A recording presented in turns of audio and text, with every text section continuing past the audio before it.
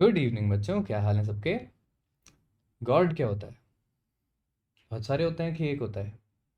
किसी ने देखा है कि बस कहानियाँ सुनी है? जिन्होंने कहानियाँ सुनाई हैं उन्होंने देखा है कि उन्होंने भी कहानियाँ सुनी थी? खैर, ये फिलोसफिकल क्वेश्चंस अभी डील नहीं कर सकते। हम जिन गॉड्स की आज बात करने वाले हैं वो खाली दो ही हैं। एक हमारे सूर्य देवता और एक हमारे चंद्र देवता। अगर आप ग्रीक्स के साथ चले जाते आज से 2000 साल पहले तो उनके पास गॉडेस थी। सेलीन नाम था उनका, SELENE। लूना भी बोलते थे, वो रोमन्स बोलते थे। इजिप्शियंस कुछ और बोलते थे, वो तो मैंने देखा भी नहीं। सिमिलरली सन गॉड भी हैं उनके, हीलियोस। तो हमारे पास आसमान में दो ही सबसे बड़े ऑब्जेक्ट्स मूव करते हुए हमें नज़र आते थे, सन एंड मून, है ना।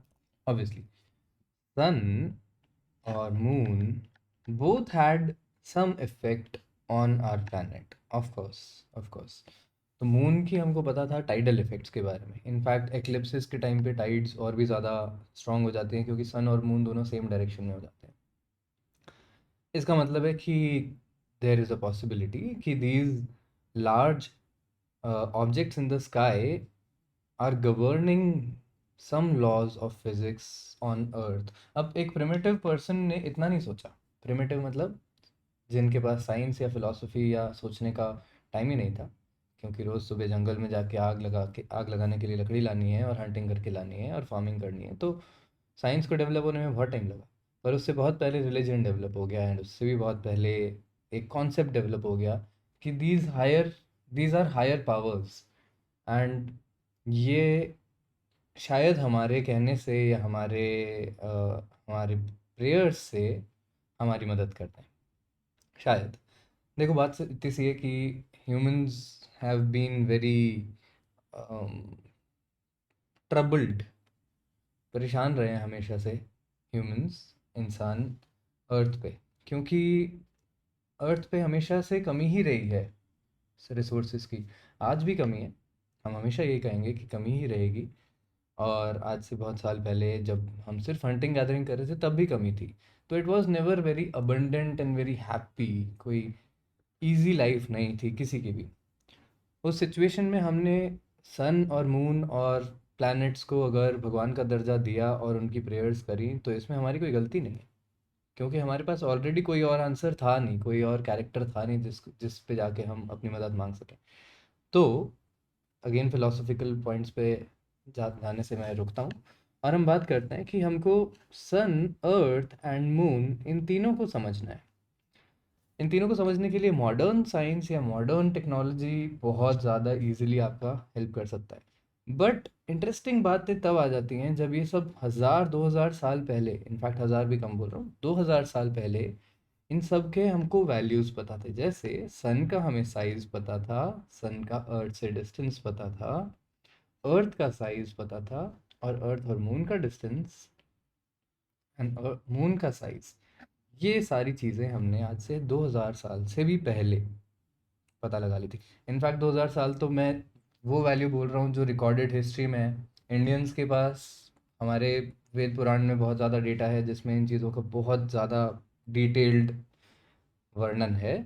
पर हमें पता नहीं कि उनका साइंटिफिक बैकग्राउंड क्या है, कि वो किस मैथमेटिकल कॉन्सेप्ट को यूज़ करके आए हैं, इसलिए हम उसको यहाँ पे अब डील नहीं कर सकते। सिमिलरली पिरामिड्स बने, अब तुमको पिरामिड्स पता होंगे।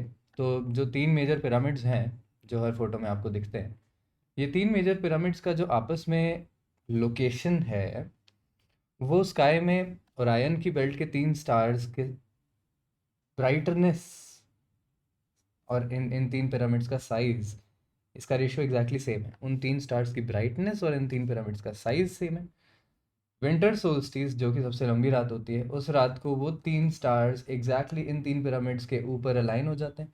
तो हमें पता नहीं कि ग्रीक ये इजिप्शियंस के पास कितनी ज़्यादा fine detailed values and understanding of the nature था, ठीक है। जहाँ तक मुझे याद है, शायद इन पिरामिड्स का जो लॉन्गिट्यूड है उसका value exactly speed of light की वैल्यू के बराबर है, ठीक है। तो खैर, हमें नहीं पता था बहुत टाइम तक कि पिरामिड्स कैसे बने। अब हमें पता है, पर अभी भी हमें ये नहीं पता कि उनको इतनी सारी साइंस कैसे आती थी, ठीक है।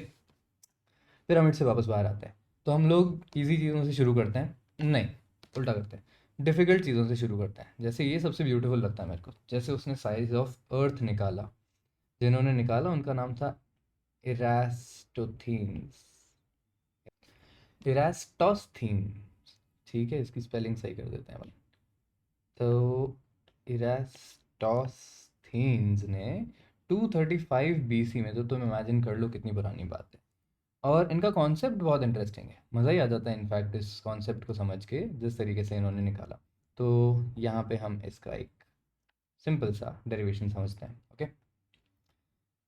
कॉन्सेप्ट ये है कि अर्थ सबसे पहले स्फेरिकल थी, ये तो पता चल गया था हमको। क्यों पता चल गया था? क्योंकि हमने देखा था कि मून के ऊपर हमारी शैडोज़ कैसी पड़ती हैं, और हमेशा हमेशा हमारी शैडो जो है वो एक परफेक्ट सर्कुलर कर्वेचर ले रही है।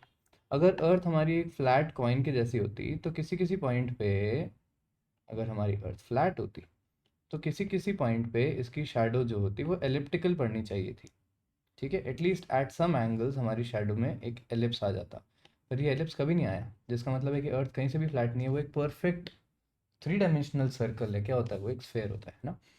तो अर्थ सन से कुछ पर्टिकुलर ऐसे डिस्टेंस पे थी कि सन की रेज हमें अप्रॉक्सीमेटली सीधी ही मिलती है हमेशा। ये चीज़ हम सबको पता है, क्योंकि किसी भी चीज़ की शैडो जो है वो बहुत शार्प होती है।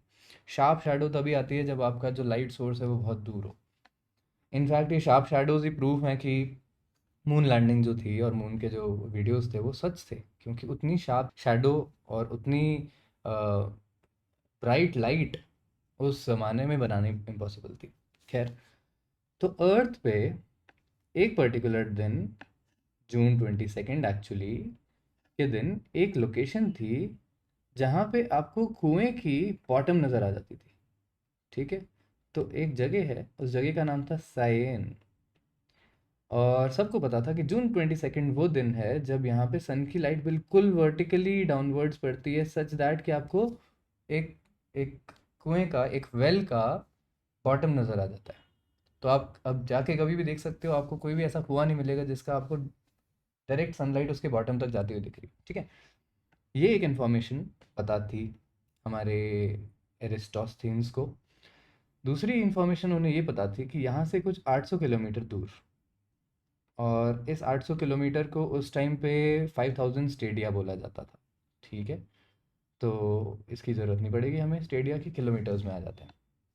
तो यहाँ से 800 किलोमीटर दूर एग्जैक्टली टूवर्ड्स नॉर्थ एक शहर था, जिस शहर का नाम था अलेक्जेंड्रिया। अब मैं इस सब को आपको मैप पे दिखा देता हूँ, ठीक है। अच्छा, ये दो इन्फॉर्मेशन क्या काम की? ये अलेक्जेंड्रिया और ये डिस्टेंसेस क्या काम के? ये इस काम के कि थोड़ी सी ज्योमेट्री लगाने से अर्थ का साइज निकल आएगा। Interesting, let's see. तो हमारे पास एक 3 डायमेंशन अर्थ है, और इस अर्थ पे फोकस करते हैं अब अपन, ठीक है। थोड़ा सा मैं इसके पास चलता हूँ जल्दी से, चलो। तो वहाँ से सन है जो भड़क रहा है, और ये यहाँ पे हमारे पास ये दो शहर हैं, और इन दोनों शहरों के ऊपर मैंने पिलर्स लगा रखे हैं, ठीक है। तो as you can see this is Syene and Alexandria. In fact और क्लियरली देख लो, मैं हट जाता हूँ। तो ये दो शहर हैं, ठीक है, साइन एंड अलेक्जेंड्रिया। आप मान के चलो कि आज डेट जून 22 है, तो ये साइन के ऊपर जो मैंने पिलर लगा रखा है, इस पिलर की शैडो एग्जैक्टली एग्जैक्टली ज़ीरो है। इनफैक्ट इसके बिल्कुल नीचे मैंने यहाँ पे डिस्टेंस भी रखा हुआ है, ताकि आपको दिख जाए कि शैडो कितनी परफेक्ट है, ठीक है। तो ये डिस्टेंस जो है, सॉरी, ये जो लोकेशन है साइन, आज जून 22 की तारीख पे इसकी शैडो ज़ीरो रखी है, पर अलेक्जेंड्रिया में ये शैडो ज़ीरो नहीं है। अलेक्जेंड्रिया में उसी दिन शैडो की कुछ लेंथ है। इनफैक्ट यही वो लेंथ है जो हमको पता लगानी है। तो हमें पता चल जाएगा कि यहाँ से एंगल क्या बन रहा है सन का, करके देखें मैथमेटिकली। चलो मैं वापस आ जाता हूँ। तो इस कॉन्सेप्ट को समझना है ना। इनफैक्ट अब मैं ये अर्थ थोड़ी सी बाहर ही रख देता हूँ और हम अपने पेपर पे आ जाते हैं। तो अगर मैं यहाँ पे दो पिलर्स लगा रहा हूँ, जैसे साइन पे तुमको एक पिलर लगा हुआ दिख रहा है, अभी मैं फिर से लगा देता हूँ। ये 800 किलोमीटर्स की डिटेल भी बाद में। तो एक पिलर मैंने साइन पे लगाया और exactly same pillar, exactly same height का मैंने अलेक्जेंड्रिया पे लगाया इसी दिन। ठीक है। तो मुझे तो पता है कि साइन में तो इस पिलर की हाइट, इस पिलर की जो शैडो है वो ज़ीरो है। पर अगर मैं यहाँ अलेक्जेंड्रिया पे जाके इसकी शैडो मेजर करता हूँ तो आप देखो कि जो सनलाइट है जो यहाँ से सीधी आ रही है, इसको मैं थोड़ा सा येलो कलर से शो कर देता हूँ। जो सनलाइट यहाँ से सीधी आ रही है उसकी वजह से अर्थ पे इसकी इतनी लंबी शैडो बन जाएगी अर्थ की सरफेस पे। और ये परफेक्टली 90 डिग्री होगा, है ना। मैंने यहाँ पे अर्थ को इतना छोटा सर्कल बनाया है कि परफेक्टली 90 डिग्री दिख नहीं रहा है। जबकि आप इमेजिन कर सकते हो कि आप ज़मीन पे अगर एक खंभा लगाते हो और उसकी ज़मीन से शैडो मेजर करते हो तो वो 90 डिग्रीज का एक एंगल दे देती है। तो हमारे एरिस्टोस्थीन्स साहब ने इसको बोला कि जो खंभे की लेंथ है और जो खंभे की शैडो है उनके बीच का डिस्टेंस जो है वो 1/8 ऑफ, या बीच का डिस्टेंस नहीं सॉरी, शैडो की जो लेंथ है वो 1/8 of the length of the whole object है। ठीक है। अगर आप थोड़ा सा इसमें मैथमेटिक्स में जाना चाहते हो तो ये करीब 7.1 डिग्री बनता है। खैर बिना डिग्रीज के आंसर आएगा अपना, बिना डिग्रीज के हम कैलकुलेशन कर सकते हैं कि अब अगर आपको पता है, इस पे वापस आओ ज़रा, है ना। अगर आपको ये आर्क लेंथ पता है, ये वाला डिस्टेंस आपको 800 किलोमीटर्स पता है, और आपको ये पता चल गया कि ये वाली लाइट, ये वाली जो पिलर की लाइन है ये कुछ इस तरीके से अर्थ के सेंटर पे जा रही होगी। मैंने पिलर उतना परफेक्ट नहीं बनाया है, इनफैक्ट बनाना चाहिए था। और ये वाली लाइन इस तरीके से शैडो या सेंटर पे जा रही होगी। यहाँ से मैं ये वाली लाइन हटा देता हूँ। ठीक है। ये हमारी शैडो हो गई। और ये एंगल अगर हमको पता है 7.1 डिग्रीज, तो आप बड़े आराम से बता सकते हो कि अर्थ का ये 7.1 डिग्री है, ये 360 डिग्री है, ये 800 किलोमीटर है। तो ये अर्थ की सर्कमफेरेंस पता चल जाएगी। तो एक कैलकुलेशन अगर आप करना चाहते हो तो ऐसे कर सकते हो, 7.1 degree upon 360 degree is equal to 800 kilometres divided by earth की सर्कमफेरेंस। और अर्थ की सर्कमफेरेंस को लिखने के लिए आप 2πr लिख दो, क्योंकि पाई की वैल्यू उस टाइम पे भी आइडिया था सबको। ठीक है। और दैट्स इट। ये कैलकुलेशन बहुत ईजी है रेडियस निकालने के लिए। सिमिलर कैलकुलेशन अगर आप बिना डिग्रीज के झमेले के करना चाहते हो तो भी आप कर सकते हो। ये कैसे करनी है, ये सिमिलर ट्राइंगल से कर लेंगे हम लोग। तो आप यहाँ पे ऐसे बोल सकते हो कि अगर एक ये छोटा ट्राइंगल लिया जाए तो इसमें देखना एक 90 डिग्री का एंगल है। ठीक है। एक ये सन और पिलर के बीच का एंगल है। और अगर आप प्रूव कर दो कि ये सन और पिलर के बीच का एंगल यहाँ पे भी आने वाला है, जो कि आने वाला है, क्यों, क्योंकि ये लाइन और ये लाइन तो पैरेलल है। साइन पे जो पिलर लगाया था, जो ये हमारा पिलर लगा हुआ है साइन वाली लोकेशन पे, वो तो बिल्कुल वर्टिकल है ना। तो ये वाली लाइंस और ये वाली लाइन अगर पैरेलल है तो आप जानते हो कि ये एंगल और ये एंगल सेम हो गया। तो आपने बेसिकली दो ट्राइंगल्स को सिमिलर प्रूव कर दिया। कौन सा, एक ये पिलर की हाइट और पिलर के बेस वाले का, और एक ये रेडियस ऑफ अर्थ और ये वाले बेस का। अप्रॉक्सीमेट आंसर आएगा पर काफ़ी क्लोज आ जाएगा। ठीक है। तो आप बोल सकते हो कि इन दोनों के बीच का जो रेशियो है जो कि 1/8 है, वही रेशियो 800 किलोमीटर सॉरी, और अर्थ की रेडियस में हो जाना चाहिए। और इतने आसानी से आप रेडियस निकाल सकते हो। तो रेडियस अप्रॉक्सीमेटली कितनी आई, ये आ गई 800 × 8, दैट इज 64, ना, 6400 किलोमीटर्स। और इन फैक्ट जो एग्जैक्ट वैल्यू है वो शायद है 6370 किलोमीटर्स। तो this is too close, this is very close, and for 2000 years ago this is super. बिना किसी एस्ट्रोनॉमिकल गैजेट के, बिना किसी और चीज़ के, बहुत बेसिक मैथमेटिक्स से आप अर्थ का साइज निकाल के बैठे हो। Thank you Eratosthenes. So this is a very simple way of doing this, right? चलो दूसरी चीज़ें देखते हैं। अब बाकी किस पे चलें? Let's go to the size of the sun. Size of the sun is one of the easiest actually. तो इस वाले पार्ट को मैं अब छोटा करके यहाँ पे रख सकता हूँ, क्योंकि हमारे पास बहुत सारी जगह बच गई है ना। और इस पूरे को अपन यहाँ डाल देते हैं। चल, साइज ऑफ द सन तो कुछ ज़्यादा ईजी है। इनफैक्ट साइज ऑफ सन और साइज ऑफ मून दोनों बहुत ईजी हैं। सन का क्या होता है ना, सन एक बढ़िया सी शैडो क्रिएट करता है कहीं भी चले जाओ तो। तुम लोगों ने पिन होल कैमरा का नाम सुना होगा। पिन होल कैमरा का काम ये होता है कि आप एक पेपर लेते हो और उस पेपर पे एक छोटा सा पिन होल कर देते हो, छोटा सा होल। तो इस पेपर की वजह से क्या होता है, इनफैक्ट इसको मैं थोड़ा सा और नीचे ले आता हूँ। इस पेपर की वजह से क्या होता है कि आपको सामने वाली चीज़ें, इस होल की वजह से सामने वाली चीज़ें पीछे एक स्क्रीन पे इन्वर्टेड नज़र आती हैं। ठीक है, तो सन की एक एज यहाँ पे और दूसरी एज यहाँ पे आपको नज़र आएगी।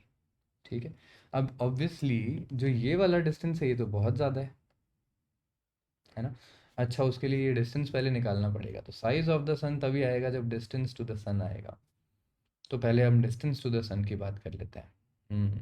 बताता हूँ मैं, एक बार ये क्लियर कर देता हूँ।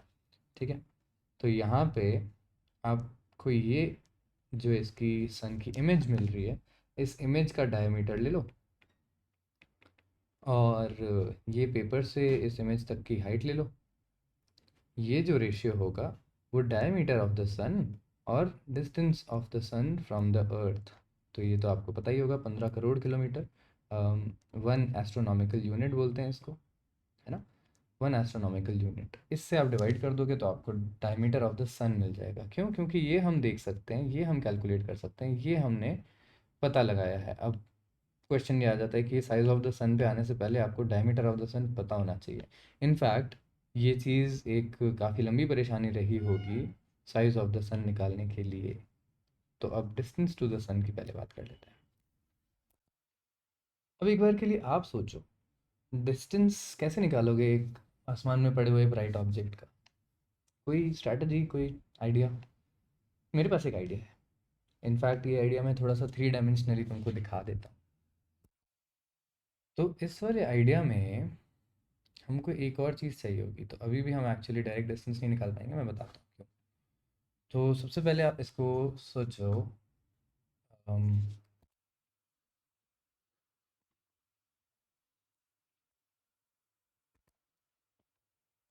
ये फोटो देखो ज़रा। इस फोटो में आपको ऊपर से मून्स नज़र आ रहे हैं।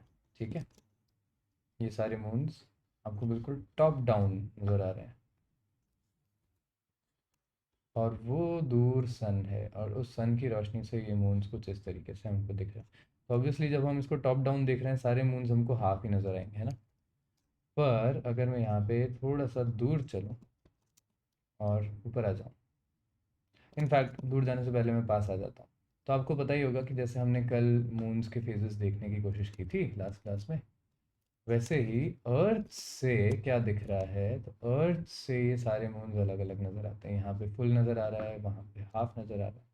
इनफैक्ट वो वाला मून एग्जैक्टली हाफ नज़र आ रहा है। ये मून हमारे काम आएगा। कैसे? आप इसको ऐसे सोचो कि अगर मैं सन यहाँ पे बनाऊँ और अर्थ यहाँ पे बनाऊँ, इनफैक्ट सन और अर्थ का डिस्टेंस इतना ज़्यादा है कि अगर मैं इसको स्फेरिकली रिप्रेजेंट करना चाहूँ ना, और यहाँ पे अगर मैं सन को एक इतने से सर्कल से ड्रॉ करता हूँ और अर्थ को यहाँ पे एक इतने से सर्कल से ड्रॉ करता हूँ, तो एक्चुअली इस सर्कल के अंदर अर्थ और मून का ऑर्बिट दोनों आ जाता है। ठीक है, ये डिस्टेंस बहुत ज़्यादा है, तो इसको अपन थोड़ा सा इमेजिनेटिवली ही स्टडी कर पाएंगे। इनफैक्ट जो मैंने अर्थ और मून आपको अभी ये 3D में दिखाए, ये भी रियल डिस्टेंसेस पे नहीं है। तो रियल डिस्टेंस की एक फ़ोटो मैं आपको दिखाता हूँ। तो एक्चुअल में देखने पे मून इतना छोटा है अर्थ से। ठीक है क्या करें, और इतना दूर है, पर हमको लगता नहीं है। खैर, अब अर्थ पे आ जाओ। तो एक दिन ऐसा आया जब हमने सोचा, इनफैक्ट किसने सोचा, ये सोचा था एरिस्टार्कस ने। एरिस्टार्कस की मैं स्पेलिंग ज़रूर लिखूंगा यहाँ पे, एरिस्टार CHUS, ठीक है। एरिस्टार्कस ही वो पर्सन था जिसने मून का साइज़ भी निकाला था। तो यहाँ पे भी आपको, अब देखो एक सिंपल सी चीज़ है कि अगर आप इस पर्टिकुलर दिन पे जानते हो कि मून आधा नज़र आता है ना, तो अगेन अगर आपको ये 3D में देखना है तो आप ऐसे सोच लो कि ये अर्थ है, ठीक है। इनफैक्ट इसी पे ड्राइंग करते हैं। तो ये हमारी अर्थ है, करीब यहाँ पर, और इस अर्थ से ये मून का हमको डिस्टेंस पता हो अगर, तो आपको तो पता चल रहा है ना कि मून एग्जैक्टली हाफ दिख रहा है। और मून अगर एग्जैक्टली हाफ नज़र आ रहा है तो इसका मतलब है मून के एग्जैक्टली सामने यहाँ पे कहीं पे सन होगा। अब डिस्टेंस बहुत ज़्यादा है, मैंने ये एग्जैजरेट करके बहुत ही छोटा करके दिखा रहा हूँ तुमको। तो जब हम अर्थ से मून को एग्जैक्टली हाफ देख पा रहे हैं, सन यहाँ पे कहीं पे होना चाहिए, इनफैक्ट वो सनसेट का ही टाइम होता है जब मून हाफ दिखता है, ठीक है। तो हमको ये वाला एंगल पता चल जाए किसी भी छोटे से डिवाइस से, प्रोट्रैक्टर जैसे किसी डिवाइस से, तो हम बता सकते हैं कि ये वाली लेंथ कितनी होगी, ये हाइपोटेन्यूस निकल जाएगी हमारी। कैसे निकल जाएगी, क्योंकि हमको बेसिक ट्रिग्नोमेट्री पता है, हमको ये बेस की वैल्यू पता है, हमको यहाँ पे थीटा की वैल्यू मिल जाएगी। तो आपको पता होगा कि कॉस थीटा होता है बेस अपॉन हाइपोटेन्यूस, ठीक बात है। उसके लिए डिस्टेंस टू द मून चाहिए, तो हो, अभी भी हम फंसे हुए हैं। अभी सन के लिए डिस्टेंस टू द मून चाहिए, जब तक वो नहीं आएगा तब तक हम और आगे नहीं बढ़ सकते, तो ये कहानी भी यहाँ पे अटक जाती है। Okay, distance to the moon कैसे निकालें। डिस्टेंस टू द मून निकालने का तरीका क्या है, वो भी बहुत सिंपल है। 2 मिनट का, इस अर्थ को मैं नीचे रख देता हूँ, अब हम डिस्टेंस टू द मून पे आ जाते हैं, ठीक है। तो डिस्टेंस टू द मून निकालने के लिए आप क्या करते हो, आप एक कॉइन उठाते हो। पिछले साल मैंने मेरे स्टूडेंट से करवाया भी था ये, एक सिंपल सा चैलेंज क्वेश्चन दिया था कि एक कॉइन और एक स्केल यूज़ करके मून का रेडियस बताओ, ठीक है। सॉरी, अभी रेडियस की बात हो रही है, अभी डिस्टेंस निकालना थोड़ा सा और कॉम्प्लिकेटेड है ज़रा सा। पर आप कॉइन से क्या कर सकते हो, आप कॉइन को अपने साथ रखो यहाँ पर, अपने आँखों से कुछ डी डिस्टेंस दूर। आपको पता होगा कि ये डिस्टेंस क्या है, क्योंकि आप अपने हाथ से उस कॉइन को प्लेस कर रहे हो। कॉइन बड़ा लगे तो इससे कोई छोटी चीज़ ले लेना, बटन ले लेना, ठीक है।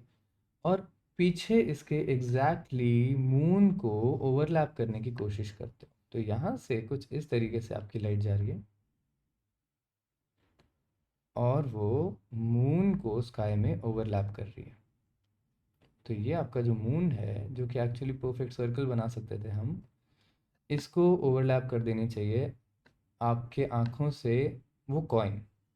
उससे आपको क्या पता चल जाएगा, उससे आपको ये पता चल जाएगा, ठीक है मैंने मून छोटा बना दिया, बड़ा कर देते हैं। उससे आपको पता चल जाएगा ये वाला डिस्टेंस, कॉइन से मून तक का डिस्टेंस, या कॉइन इतना पास है एक्चुअली कि ये डिस्टेंस को आप अगर खाली अपने आँखों से मून तक का डिस्टेंस भी मान लेते हो तो भी चल जाता है। अच्छा, लेकिन एक दिक्कत और है, यहाँ पे हमको या तो पहले डिस्टेंस पता हो, तो आप यहाँ से डायमीटर निकाल लो of the moon by knowing the diameter of the coin, या डायमीटर पता हो तो मून तक का डिस्टेंस निकाल लो। दोनों एक साथ नहीं आ सकते। दोनों एक साथ क्यों नहीं आ सकते, क्योंकि आपको कॉइन का डायमीटर और कॉइन का डिस्टेंस पता है, तो आपको ये रेशियो पता है। तो आपको ये वाला रेशियो पता चलेगा, बड़ा वाला भी आपको रेशियो पता चलेगा। तो diameter of coin divided by distance of coin from the I will give you diameter of moon divided by distance of. अब इन दोनों में से कोई एक चीज़ पहले पता करनी पड़ेगी। अब सोचो, डिस्टेंस पता करना ज़्यादा आसान है या डायमीटर ऑफ द मून पता करना ज़्यादा आसान है। इसका जवाब है डायमीटर ऑफ द मून, ठीक है। तो हम आ जाते हैं अब अपने चौथे अनसॉल्व्ड ऑब्जेक्ट पे, जो कि साइज ऑफ द मून है।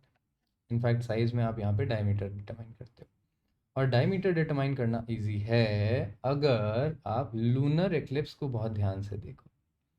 तो लूनर एक्लिप्स को आप एक बार समझ लो।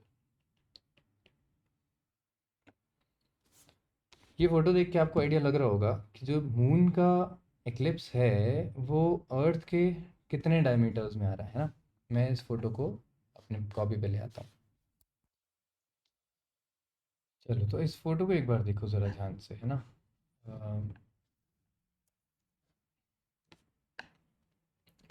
इस फोटो में आपको दिख रहा होगा कि मून का रेडियस जो है करीब इतना, और मून की जब ये ट्रांजिशन होता है हमारी शैडो में से, ये शैडो में से ट्रांजिशन अर्थ का साल में 2 ही बार होता है। तो साल में यूजुअली 2 ही लूनर एक्लिप्सेस आते हैं।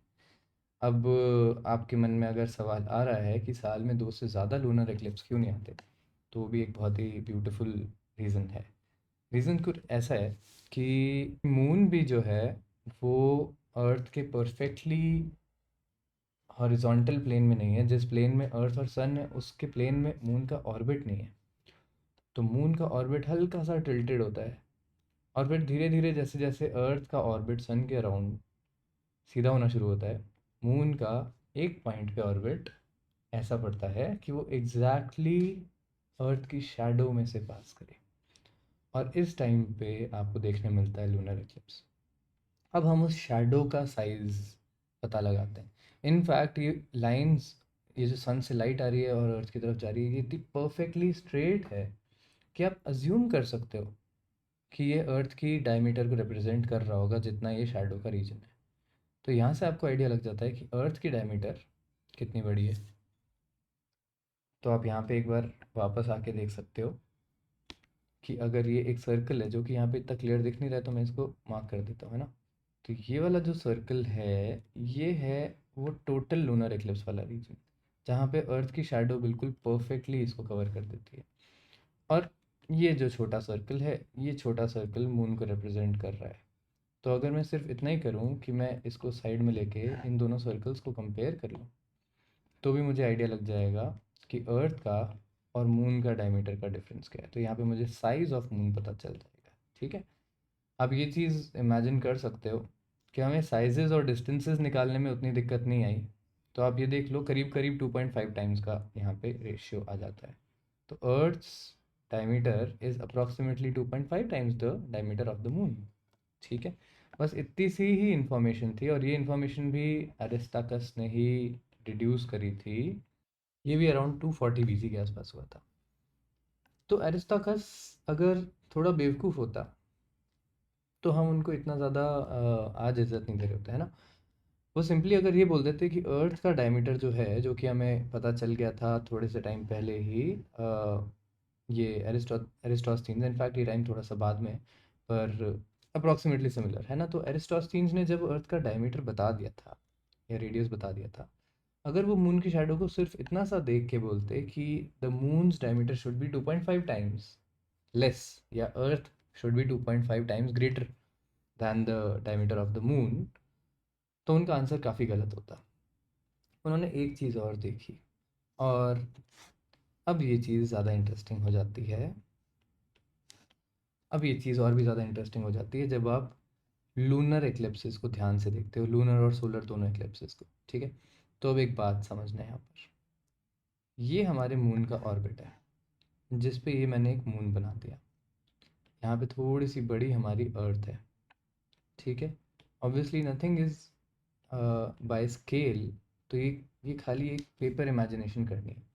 ये मून जो है, जब अपनी एक्लिप्स के टाइम पे, लूनर एक्लिप्स के टाइम पे होता है, तो ये कहाँ जाता है, ये एग्जैक्टली यहाँ पे चले जाता है अर्थ की शैडो वाले रीजन में, है ना।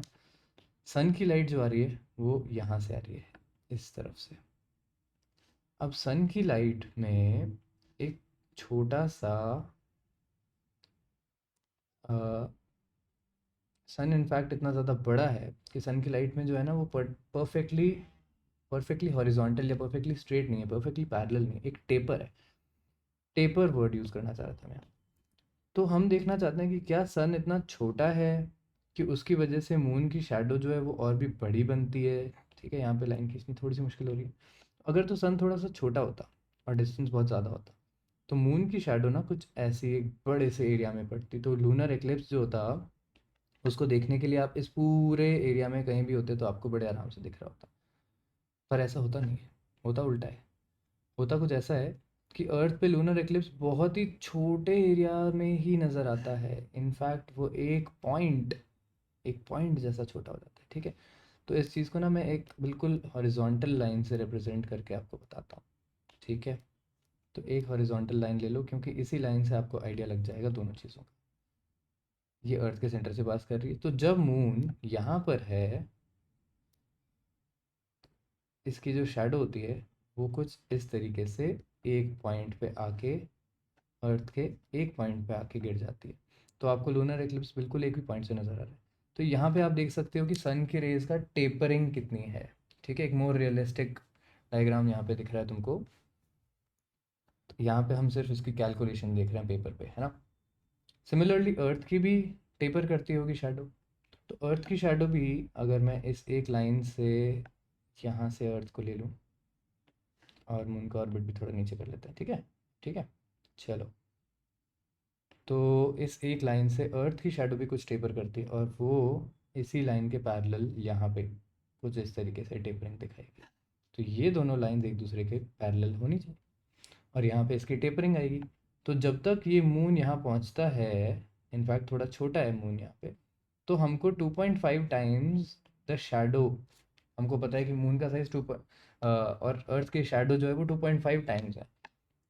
पर अब टेपरिंग कितनी हुई? तो आप इसको सिंपली ऐसे देखो कि अगर ये एक रेडियस, एक एक ऑर्बिट की रेडियस में एक मून की लेंथ की टेपरिंग हो रही है, तो जहाँ यहाँ 2.5 होता, उसकी जगह आप एक मून और लगा के, एक मून ये वाला एग्जैक्टली ऐसा कैसा ट्राइंगल, ये ट्राइंगल पूरा का पूरा उठा के यहाँ रख दोगे, तो आपको अर्थ का अपना साइज मिल जाएगा। तो यहाँ पे आप एक मून रेडियस एक्स्ट्रा आ जाते हो, ठीक है। क्या मतलब कि अर्थ की शैडो थोड़ी सी छोटी है। कितनी छोटी है, फिर से सोच लो। क्योंकि एक मून के डायमीटर जितनी टेपरिंग होती है एक ऑर्बिट के डिस्टेंस पे, तो यहाँ पे भी एक ऑर्बिट का ही डिस्टेंस कवर हुआ है। रेडियस जो है वो एक ऑर्बिट का ही रेडियस है। इतनी देर में एक ही मून की टेपरिंग, मून की डायमीटर के बराबर की टेपरिंग हुई होगी। तो कुछ इस तरीके से आप बोलोगे कि मून का जो रेडियस है या डायमीटर है वो 2.5 नहीं, 3.5 टाइम्स अर्थ्स डायमीटर होगा। और अब आपको अर्थ का डायमीटर तो पता ही है क्या है, जो एरिस्टोस्थीन्स ने बताया, तो 6400 का डबल। इनफैक्ट ये डायमीटर पे रेडियस पे भी फॉलो हो जाता है। तो मून का रेडियस क्या होगा? मैंने कुछ उल्टा लिखा, हाँ मैंने इसको डिवाइड में डालना था। तो ये 3.5 टाइम्स अर्थ डायमीटर से 3.5 टाइम्स छोटा होता है। अब अगर इसकी एग्जैक्ट वैल्यू देखें तो आ जाती है ये 6400 अपॉन 3.5, 1828, ठीक है, किलोमीटर्स। और जो एक्चुअल हम लोग एक्सेप्ट करते हैं मून का रेडियस, वो आज की तारीख में हम लोग 1820 किलोमीटर्स को लेते हैं। तो आप देख सकते हो कि कितना क्लोज आंसर था इनका। तो एरिस्टास एरिस्टाकस ने जब ये चीज़ मेजर कर ली और उसको रेडियस या डायमीटर ऑफ मून पता था, तो अब आप इस पॉइंट पे आ सकते हो जहाँ पे आप डायमीटर ऑफ मून की वैल्यू रख दो। तो 1820 का डबल कितना हो जाएगा? 3640। तो अब अगर आपको यहाँ पे 3640 किलोमीटर्स का यहाँ पे डायमीटर पता है, और डिस्टेंस टू द कॉइन जो यहाँ पे मैंने छोटे डी से रिप्रेजेंट किया हुआ है, और ये डायमीटर ऑफ द कॉइन जिसको अपन लेट्स से एक के से रिप्रेजेंट कर देते, जो कि आपको पता है कॉइन का डायमीटर आप निकाल लोगे, डिस्टेंस टू द मून आ जाएगा बड़े आराम से, है ना। तो बहुत ही बढ़िया, यहाँ पे आप 3640 रख दो, और इस रेशियो से आप डिस्टेंस टू द मून निकाल लो। ये डिस्टेंस टू द मून और ये डायमीटर्स और ये सारी की सारी वैल्यूज़ जो उन्होंने उस टाइम पे कैलकुलेट करी थी, वो आज की रियल वैल्यूज़ के भी 5% एरर के अंदर आती है, जो कि बहुत प्रिसाइज रिजल्ट्स हैं। अब वापस आता हूँ मैं। तो जब आपको यहाँ पे डिस्टेंस टू द मून पता चल गया इस तरीके से, आप डिस्टेंस टू द मून यहाँ पे डालोगे, और इस थीटा एंगल की वैल्यू से सन तक का आप डिस्टेंस निकाल सकते हो ये हाइपोटेनियस से। ये थीटा की वैल्यू एरिस्टार्कस ने कैलकुलेट करने की कोशिश करी थी, और उसने अज्यूम किया था कि ये 87 डिग्री के आसपास होगा। हो सकता है कि वो मानना नहीं चाहते थे कि एक्चुअल में सन इतना दूर है, क्योंकि इसकी जो रियल वैल्यू होती है वो होती है 89.8 डिग्रीज, जिससे सन का एक्चुअल डिस्टेंस निकल के आता है। पर वो इतना ज़्यादा दूर है कि प्रॉबली एरिस्टाकस ने अपने आंसर को एडजस्ट किया था 87%, 87 डिग्री लाके, ताकि वो रियलिस्टिक आंसर आए, ठीक है। तो यहाँ पे cos थीटा की वैल्यू कुछ ऐसी आती है और उससे हमको पता चलता है कि हाइपोटेनियस जो है वो 400 टाइम्स, अगर मैं रियलिस्टिक वैल्यू डालता हूँ तो 400 times the distance of the moon है। डिस्टेंस ऑफ द मून हमने यहाँ निकाला, उसको यहाँ पुट किया तो सन तक का डिस्टेंस आ गया।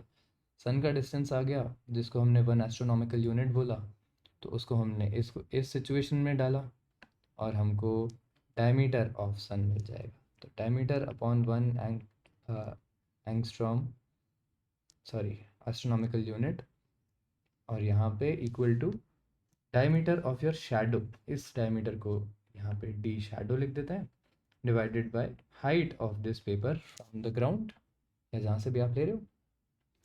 इससे आपको बहुत इजीली डायमीटर ऑफ द सन निकल जाएगा।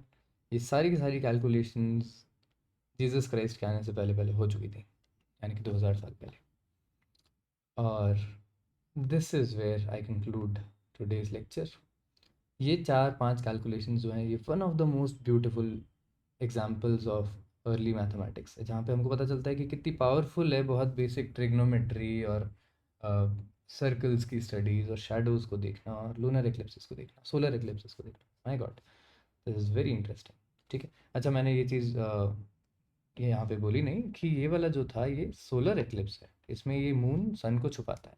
इनफैक्ट मून सन को एग्जैक्टली करीब करीब एग्जैक्टली ओवरटेक कर लेता है, जैसा हमारे लोगों में भी तुमको दिख रहा होगा। तो आपको ये भी आइडिया लगाना इजी हो जाता है। आप एक कैलकुलेशन और करके कंफर्म कर सकते हो सन का डायमीटर, कि आपका यहाँ पे मून है, बहुत दूर यहाँ पे सन होगा, और अगर आप एक सीधी लाइन खींचो सन के इस टॉप पॉइंट से मून से आती हुई, तो एक्लिप्स के टाइम पे मून अगर एग्जैक्टली सन को कवर कर रहा है तो इसका क्या मतलब है? इसका मतलब ये है कि ये अर्थ पे आते आते कुछ इस तरीके का ट्रायंगल बन रहा है ना। ये ट्रायंगल मैंने थोड़ा सा डिस्टॉर्ट कर दिया, इस ट्रायंगल को तुम सही इमेजिन कर लो।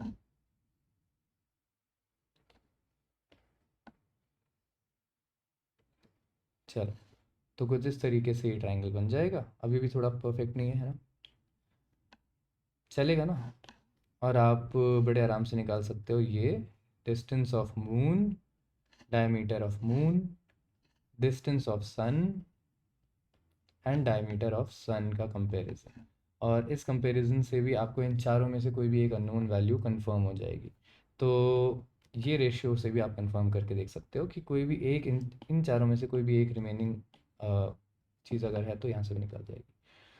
तो basically this all happened very early. और अब आप सोचो कि इसके आगे बढ़ने के लिए सन का मास, अर्थ का मास और मून का मास मेजर करने के लिए हमको, अगर ये 200 BC था तो हमको यहाँ से न्यूटन तक का वेट करना पड़ा, जो कि 17th सेंचुरी में करीब 1600s में आए। तो 1800 ईयर्स तक हम इसके आगे नहीं बढ़ पाए रिगार्डिंग मेजरिंग द गॉड्स। ठीक है, जब न्यूटन ने लॉ ऑफ ग्रेविटेशन दिया और फिर उस ग्रेविटेशन को उसने प्रूव किया कि हाँ ये एक्चुअली काम कर रहा है, तब हमने अर्थ के रेडियस और सर्कमफेरेंस और टाइम पीरियड और इन सब से मेजर किया कि इनके क्या रेशियोज हैं। ठीक है, आज की क्लास यहाँ कंक्लूड करते हैं। Thank you so much, good night.